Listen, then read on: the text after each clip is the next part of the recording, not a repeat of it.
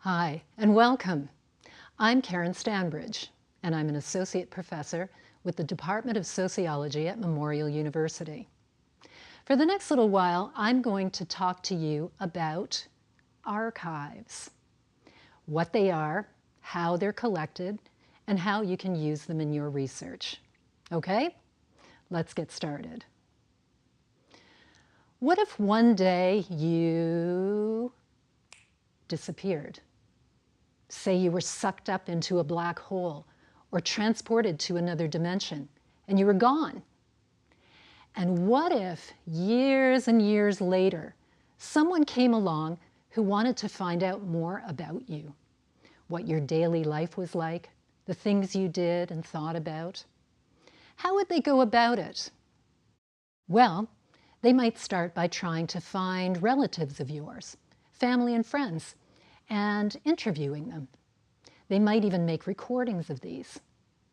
Maybe they would, say, visit your house or apartment where you lived and go through your things if that stuff was still there. And they'd be taking notes and photographs as they do it. They might try to find you on old social media accounts, to see what your interests were, the groups you belonged to, and so on. What kind of music did you like? What were your favorite TV shows and movies? They might even go so far as to get hold of your credit card receipts and bank records to see what you spent your money on. They'd look at your library withdrawals to see the kinds of books you read. And as they continued searching for these things that told them something about you, other avenues of discovery would open up. Her recipe book includes lots of vegan dishes, so she was probably a vegan. But why? Did she have health problems, or was she an animal rights activist? Oh, look at this. It's a newspaper article she had bookmarked on her computer. It's about the environmental impact of meat production. This kind of points to her being an activist, maybe. What other clues can I find that would confirm this? And on they would go, searching through all the stuff of your life and piecing them together into a picture of you. Now you might be thinking, what does all of this have to do with archives and archival research? Well, if someone actually did this, if they actually collected, organized, and filed records of all the stuff of your life, it would make up an archive. Let's call it the archive of you, because this is essentially what an archive is. It's a collection of records that have been gathered and preserved around a particular subject or for a particular purpose. If the archive of you was deemed important enough, it might even be preserved for years, for decades even. Someone doing archival research in the future could then look through the materials in your archive and discover things about you and maybe a little bit about what life was like in early 21st century Newfoundland and Labrador. Imagine your stuff being used as the basis of an essay or maybe a book or maybe a movie in the future. Yes. My life on the silver screen. Oh, sorry, I kind of got carried away. Back to the item at hand. So, an archive is a collection of records that have been gathered and preserved around a particular subject or for a particular purpose. But is that the way that archival materials are always collected? Just by someone happening to be interested in a person? Well, it's one way an archive is created, but there are lots of other ways too. Governments and businesses, they usually archive their most important documents and records. That way, if they want to find out when a particular decision was made, or say, why a policy was passed, they can look back at the records and find out. Other organizations archive their records too. churches, cultural organizations, voluntary associations, schools. These archives are created and maintained mostly to service the organizations themselves. They need these records to help them to track where they have been. Sometimes archives like these are open to the public, so you can go in and look at them. Sometimes, however, they aren't, and you need special permission to see them. Even people in the organization might need special permission to look at these archival materials. There are also places that create and maintain archives that are more accessible to the public. Libraries and museums often include an archives that preserves records that have been saved because the community has decided they're important to the history of a place. These archives are usually way more wide-ranging than government or business records. They can include all kinds of things: photos, newspapers, sound recordings, personal letters.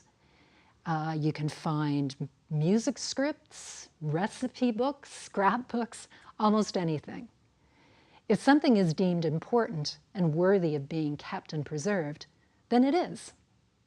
If, say, the archive of you was to be preserved, it would probably be in a library or in a museum archive. Okay, but there is no way that governments or cultural organizations or communities can keep every record ever produced. To keep every newspaper, every report, every photo, every blueprint, this would take up a massive amount of space. So, who decides? Who decides what's preserved in an archive? Who decides which records should be kept and which of those records can be discarded? Well, in the best circumstances, it's an archivist who decides. Archivists are people who have been specially trained in cataloging, preserving, and maintaining archival documents. To be a professional archivist, you need an undergraduate degree in an associated discipline, like history, or library science, or maybe public administration. You should also have some archival experience too.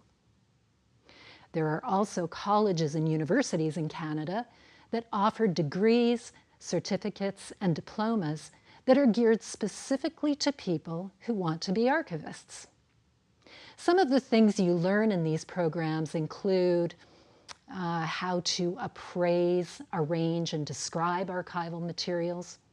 You learn about the legal concerns and ethics surrounding archives, as well as historical research methods and records management. Professional archivists usually belong to professional organizations, like the Association of Canadian Archivists. In these associations, they can take part in workshops and training to improve their skills throughout their careers. So, professionally trained archivists know their stuff. They know how to manage and maintain archival materials. Sometimes, though, an organization maintaining archival materials doesn't have a trained archivist to decide what's important. They have to look through all the stuff that people give them and figure out what stays and what goes. It's a hard job. Just because something isn't important now doesn't mean that it's not going to be important years from now. Like, imagine, say you're a person in charge of keeping the archives in your small town, and someone comes in with a box of really interesting stuff they found in the basement of an old building. As your town's archivist, you're supposed to keep things that are important to the town's history. But you don't have the room to keep everything. So you have to get rid of a bunch of that stuff. So off you go, you keep some things, you get rid of others. Great. But later, you're horrified to learn that one of the photos that you threw away was the only known picture of Amos McGillicuddy, The guy who founded your town. Dope. How were you supposed to know? So omissions to archives can be accidental, like I just described. But interestingly, records can also be suppressed on purpose. There are a lot of cases of organizations and families of famous people who have purposely destroyed letters, diaries, and other things because the records were embarrassing or they cast them in a bad light. A few years ago, for example, historians in England discovered that the British government destroyed thousands of documents from the colonial era. Now, why would they do such a thing? Well, they did it because the documents detailed the government's involvement in the abuse and torture of rebels in their colonies. British government officials obviously decided to suppress these records so that they wouldn't look bad. The result was, however, that up until this point, British governing practices in the colonies had been misinterpreted. They looked way more tolerant than they actually were. Now, sometimes a famous person might even destroy their own records before they die, so they can't be judged by them later. Jean Sibelius, a well-known composer from Finland, burned several of his own manuscripts on purpose, and he did it with his wife on a stove in his own kitchen. Now, this may not sound very important, but to people who study Sibelius's music, it was devastating because these manuscripts might have shed light on Sibelius's composing abilities later in his life. So you can see that omissions, whether they're accidental or not, can have a huge effect on how archival materials are used and interpreted later. If only there was a way to archive everything. Then we wouldn't have to worry about throwing away stuff that might turn out to be important down the road. What could we do? Well, I know there is a way to archive everything, but it's actually only been discovered recently. It's called the digitization of archival materials. When a historical document is digitized, it's converted to a file that people can access and view through their computers. It's great because a digitized record takes up way less space than an actual paper document or a photograph. Plus, it becomes available to anyone who has a computer. You don't actually have to travel to the archive to see the item. Great, right? So, ta-da, problem solved. Well, not exactly. First, to digitize an archival record, it takes time and money. The digitizing process involves a lot of special equipment, and it's really labor-intensive. Each item needs to be carefully scanned or photographed, page by page, item by item. Then it needs to be labeled and cataloged for easy access. It's a process that definitely needs to be done, or at least managed by, a professional archivist.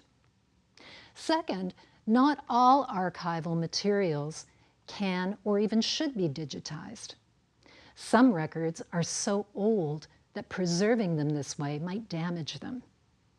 Old films and old audio tapes, for example, these might be so brittle that just playing them may actually destroy them in the process. Old books may come apart while they're being scanned.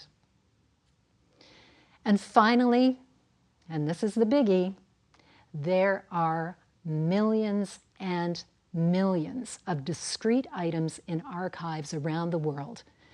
Documents, letters, paintings, pamphlets, scrapbooks, photographs, reports, employee records, yada, yada. The list goes on. There are so many things that digitizing all of them would be a momentous, time-consuming, incredibly expensive, and pretty much impossible task. What all this means is that governments, libraries, museums, and other organizations, all of them, they still need a physical place to store archival materials. And we'll still need archivists to manage these spaces. Furthermore, anyone wanting access to archival materials will still have to go to that place to actually see them. Now, don't get me wrong, this is not a bad thing. There is nothing wrong with actually having to go to an archives, to talk with the archivist and see and hold archival materials in your hands. In fact, I would recommend that everyone do this once in a while. Now, I'm an archives junkie, but I find it very cool to turn the pages of a 100-year-old ledger book and try to imagine the clerk who recorded those entries so long ago. I love, love, love reading the text of a letter that was written generations ago and thinking about the person who wrote it, carefully forming the words with her hand. There is nothing, really nothing, like seeing and holding the real physical records preserved in an archive. But historical records, as I said, take up a lot of space. And in a lot of cases, they need special care to preserve. Many archives have to be kept at a certain temperature and humidity, for example, which can be complicated and costly.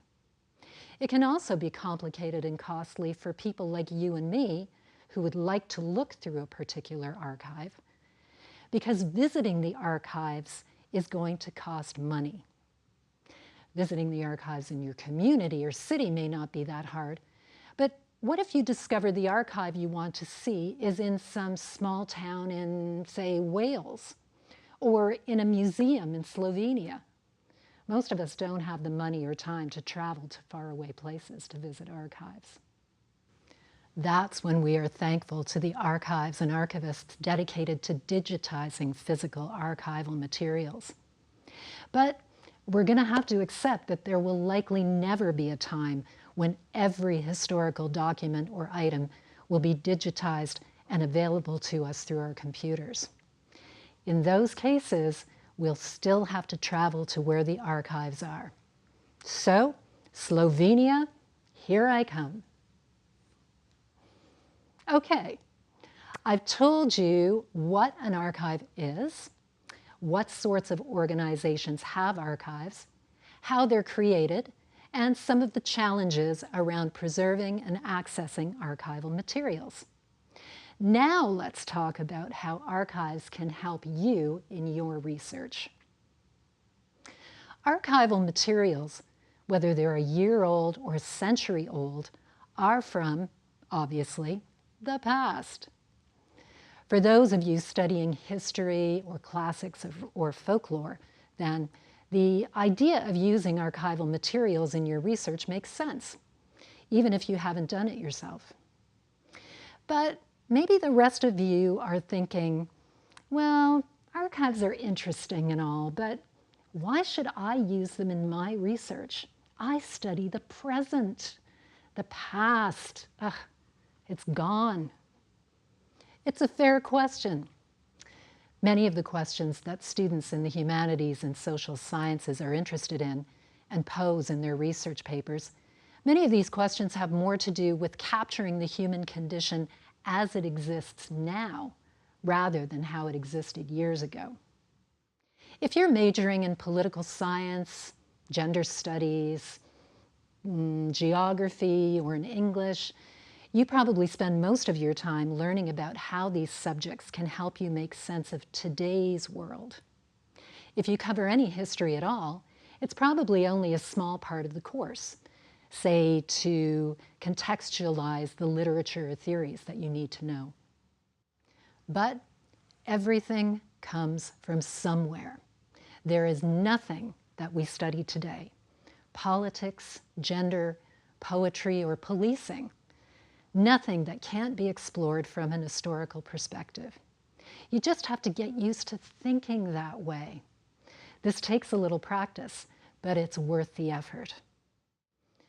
Say you have to do a paper in your gender studies course, and you want to write on how fashion magazines promote gender stereotypes. Good idea. Now, normally you would start by going to the library catalog and looking up books and journal articles by scholars that have done research on this subject. After you've read through some of these and got an idea of the various viewpoints on the matter, you would decide what your focus was going to be, sketch an outline of your paper, and then write it, referencing the books and articles that you had found. But let's say you wanted to draw on archival sources for your paper. How would you do it? Well, let's think for a minute. You're interested in gender stereotypes and fashion magazines. Maybe you could look at old fashion magazines or catalogs to see how gender was depicted in these. Then you could write a paper comparing depictions of women or men in advertising in the past and now, and talk about how they've changed and why. That would be a good paper. How about another example? What if you are, say, a graduate student in political science and you're interested in the voting behavior of immigrants? Again, normally you would go to the library, look up research that's been done on this in books and academic journals. You'd read these, plan your paper, and then write it up using your sources as the basis for your argument, right? No problem. But what if you decided to use archival materials in your paper? How might you do this? Again, with a bit of thought, I bet you could come up with a way. Let's see. What if you read old newspaper articles and letters to the editor, and you looked specifically for ones that were written by or about immigrants to your city? These could reveal information about the political attitudes of immigrants and maybe something about the attitudes towards immigrants from different countries over time.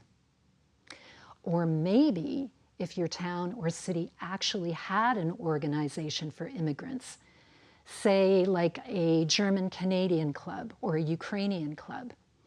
If your city had one of these and they had published anything for their members, say a newsletter or something else, you could look through these to see if there were any comments or articles on politics. You get the idea.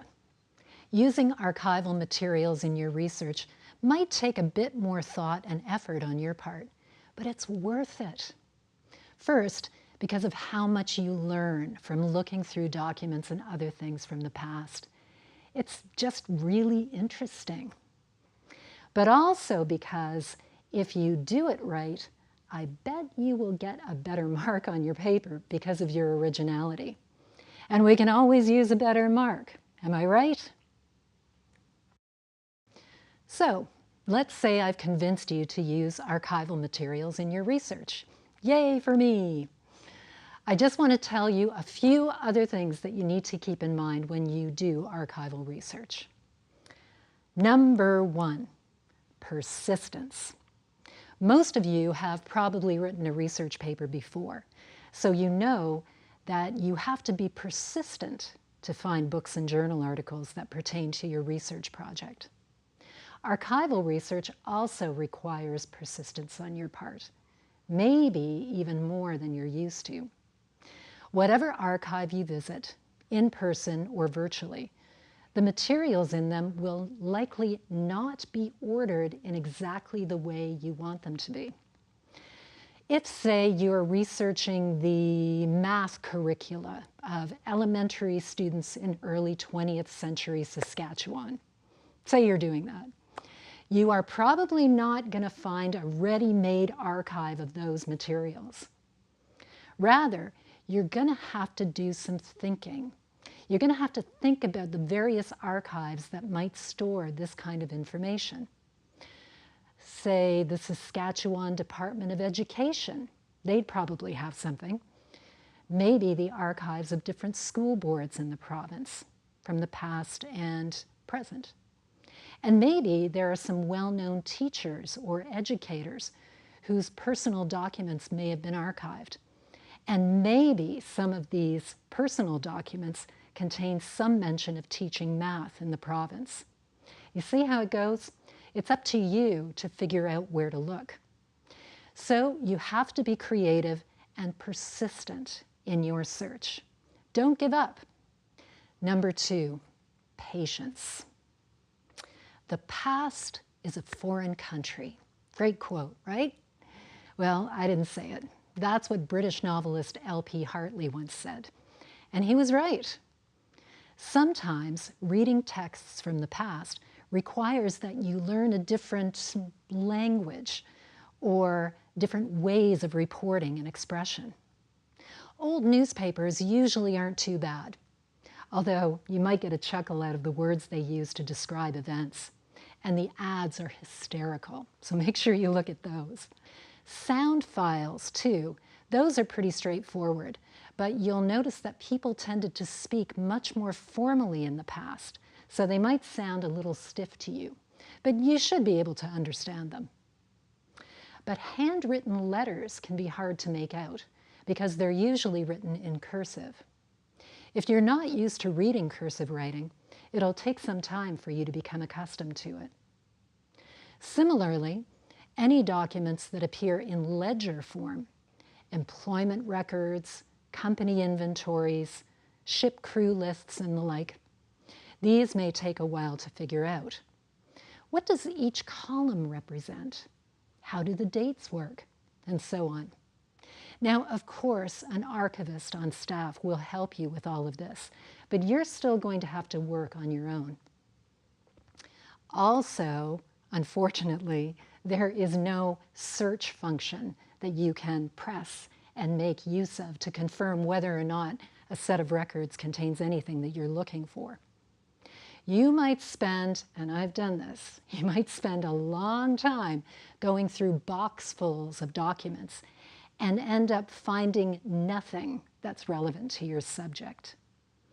Patience, my friend, patience. Something is bound to show up soon. But if it doesn't, you may have to exercise the third virtue, flexibility. Flexibility. When you're doing archival research, there will be times when you just can't find the information that you're looking for. That's a matter of fact. So what do? Well, you can just give up and come up with an entirely different topic. More likely, however, you'll have found some other records that inspire you to take your research maybe in another related direction. Or maybe something has caught your eye during your search that you discovered you'd rather explore. Once you've immersed yourself in an archive, it's rare that you can't make something out of what you've found and learned. So, there you go. That's my introduction to archives and archival research. If I've sparked your interest, I encourage you to visit an archives. Look around, talk with the archivist, ask questions about the records they hold. If you're still a bit shy to do this, take a look at a digital archive online. There are lots of them containing records from all over the world.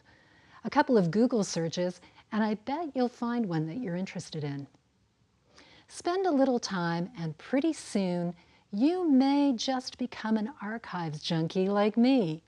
Now, get to it.